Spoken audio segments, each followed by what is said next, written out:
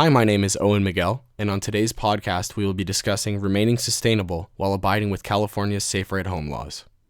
COVID-19 has uprooted the way we live our daily lives, and with new health and safety guidelines, Southern California and a majority of states have resorted to staying at home to remain uncontaminated.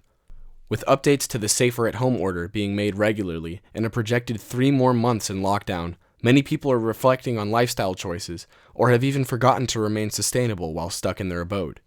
It can often be overwhelming hearing stories of deaths across the country, being separated from friends and family for prolonged periods, and maybe even in some cases being personally affected by COVID-19. But through this podcast, I hope to remind you of the role that you play within maintaining a sustainable existence, hopefully alleviate some of the stress put on you by fear of exposure while out shopping at essential businesses, and provide you a framework of activities you yourself can do that will have an impact. I'm sure many of you listening to this have already put some of these ideas I will list into practice, but I wish to give general techniques that will aid those new to the drastic changes that come with sustainable living. I have also lived a large portion of my life aware of climate change, our water crisis, and the horrors of fossil fuels, but have only recently been able to find my voice within it all. What can I possibly do? How will my small contribution influence change? Why should I be worried about saving natural resources during COVID-19? These are all valid concerns to have if you begin to look at some of the environmental horror shows that we're going to have to clean up in the pending future. But through this podcast, I want to reassure you that living sustainably does affect your immediate environment, and that there are small ways to move yourself toward the sustainable lifestyle you've been dreaming of. We aren't expected to take the whole world on by ourselves, and the more people that hear of their friends living with sustainable practices such as reusable bags or composting are more likely to try it themselves. The more that people begin to align themselves with these practices, the more we can hold larger corporations and waste producers accountable and make the changes we've all dreamed of as well. The problems I am addressing with this podcast are not knowing where to start in a sustainable lifestyle, how to maintain this lifestyle without compromising safety, and how your actions can form immediate change. Without further ado, I wish to share with you 12 ways to remain or begin living sustainably during the COVID-19 stay-at-home order. Number 1. Collecting rainwater. While rain is hard to come by in Los Angeles, we must take advantage of its appearance. And frankly, it has been appearing during this lockdown.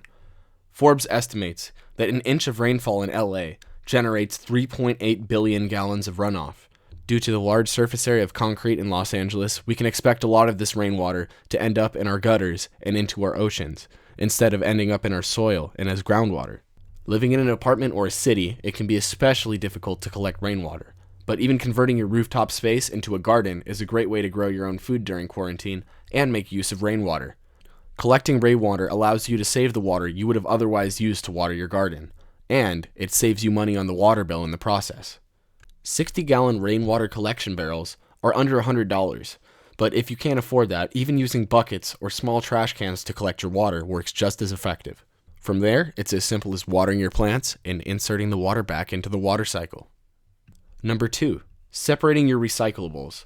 The EPA estimates that 75% of the American waste stream is recyclable, but we only recycle about 30% of it. To help with this, make sure you abide by your local recycling guidelines, and remember that if there are any contaminated items within your bin, your load will probably end up in a landfill.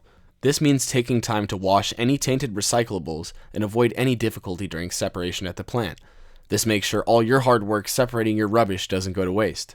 That means avoiding putting any greasy pizza boxes in your load or any soup cans that aren't rinsed out. Also remember that local recycling plants pay generously for glass, plastic, and aluminum containers, and they're usually located near local supermarkets. They pay a lot for aluminum, and it doesn't hurt to make a little bit of money for your sustainable efforts. Just be sure to act accordingly based on your local COVID-19 safer at home guidelines, and don't risk your life to recycle. Number 3. Keep using your silverware. Don't get one-use plastic forks and knives to prevent contamination. This is just absurd. This will quickly add up and send lots of unnecessary plastic straight into a landfill. Also, if you're ordering out with Postmates or Grubhub, remember to say no to napkins and plastic forks and include that info in the description so they know not to bring you any extra utensils. Upon receiving food by delivery, also remember to wipe down any packaging with soap and water instead of harmful chemicals that might get into the food you eat.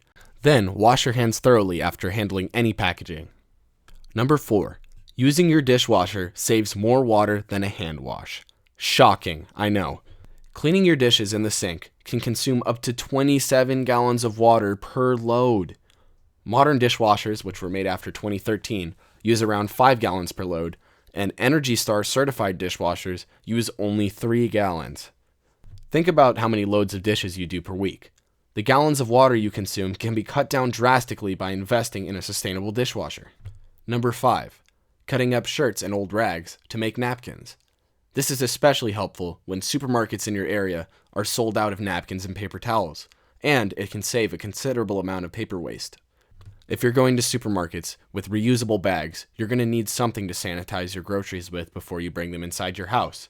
The cut up shirts and rags will be perfect to wipe your groceries down, along with some soap and water, before you put them in your refrigerator.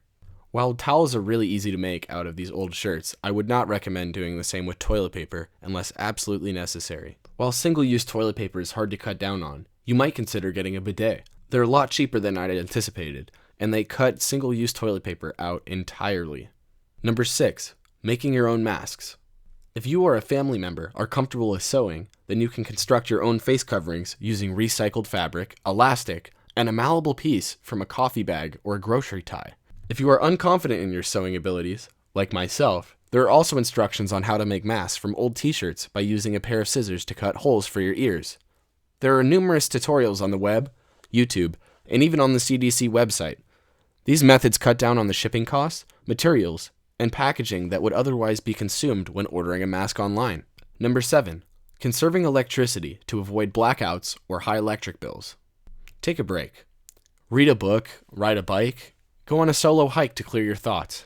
These activities are all great for your mental well-being and can break up all of the time spent on social media or in front of a television screen. Subsequently, they can also lessen the amount of energy you consume and can help avoid local blackouts from excessive energy consumption. Don't forget to change your old light bulbs to LEDs, as 90% of the energy incandescents consume is only converted to heat rather than light. A simple change of a few light bulbs can go a long way when it comes to the electric bill. Furthermore, if your devices are finished charging, do not leave them plugged in, as it can still drain power from the socket and cost you. Instead, keep devices on a surge-protected power strip and shut off power when not in use. Remember to turn off your thermostat while you're out shopping or before you go to bed in order to prevent high electric bills and overusage. Also, change your HVAC filters regularly to maintain air quality. Number 8. Participating in online giveaway or buy nothing groups. Clearing out old items is great for mental health, and what better time to do it than during quarantine? But be conscious of what you're throwing away. Is that old crib or those old set of tires really finished, or could someone actually get some use out of them? Buy nothing pages exist on Facebook, Instagram, or any other social media. People make posts and give away items for free to others within their local community, rather than throwing them away in a landfill. These items include baby clothes, play structures, cabinets, furniture, old stereos, you name it. I find these buy nothing pages to be very effective and have given away numerous items myself to residents of Pasadena. It's more gratifying to see your old items going to use in your community rather than throwing them away in a dump or a donation pile that will be sifted through and maybe end up in a dump as well. Through the page, I've received shoes, tables, and even musical equipment, all things of great value that would have otherwise ended up in a landfill. With secondhand stores closed, it's really easy to leave items or pick up from people's doorsteps with zero human contact. Just remember to sterilize the object and wash your hands after handling. If you wish to get involved with Buy Nothing or find a group within your local area, go to buynothingproject.org for more info. Number 9. Don't get lazy with your batteries. Do not throw them away. It may just seem like a quick fix to throw them in the garbage, but improper disposal of batteries or other hazardous waste can lead to these poisonous chemicals, heavy metals, and acids leaching into our land and water supplies. Essentially, if you're throwing your batteries away, you're contaminating some of the last natural resources we have on this planet. Would you want to drink some water with battery acid in it? Didn't think so. Instead, save them in boxes until you can drop them at the local hazardous waste depot. You can find a schedule for pop-up disposal plants around you, but you might have to wait until the Safer at Home order is gone before you go out to take your batteries in. Number 10 should be a no-brainer, but bring your own bags to the supermarket. Quarantine is not the time to stop bringing reusable bags to shop. It's the time you should start. Plastic bags are easily contaminated and immensely hard to safely reuse amidst the COVID-19 crisis. Reusable bags or burlap sacks can be sterilized using a washing machine. If you do save and reuse plastic bags, I do encourage you not to do so right now during the COVID crisis, as it is a novel virus and we're not sure about the bacteria's ability to stay on the plastic bags. Number 11, create meal plans so you don't waste food. This can be as simple as plotting the meals for a few days or even a few weeks. It's helpful to list the things you confidently know how to cook, and even make a list of dishes you want to try to prepare based on the groceries you will already have. This can sound intimidating, but once you start brainstorming, you'd be surprised at what you're capable of making and what you already have available. This keeps your trash can free of valuable produce, your wallet with surplus from money you would have wasted, and your fridge free of smelling like rotting food. And lastly, number 12, gardening. Many have already begun, but growing your own food is essential to adding flavor to your home-cooked quarantine meals. Many online seed distributors have been backordered already due to demand of people wanting to grow lush gardens while stuck at home. But this is the perfect time to support local nurseries as they open, and keep them from closing their doors. Gardens don't have to only be for dinner, though. Remember that by planting different flowers and fauna, you are encouraging new ecosystems to grow in your backyard, including bees, butterflies, and many other organisms that thrive off of these plants. Furthermore, growing your own vegetables can be incredibly rewarding and tasty. It's a good way to keep occupied while stuck at home. It cuts down on waste from the supermarket and all of the labor and gasoline it took for the vegetables to get to the supermarket in the first place. With all of this in mind, I want you to know that this is only scratching the surface in terms of living sustainably, and I've included links below to allow you to access more tips and resources. The changes we wish to make are really in our hands, and small changes, no matter how insignificant they feel, can have great consequences. I truly hope everyone is remaining safe during this pandemic, and hope the information I provided helps you feel more comfortable diving into a lifestyle that is responsible, more confident in the sustainable decisions you might have already made, and encourage you to continue this lifestyle throughout the Safer at Home order. Thank you for listening.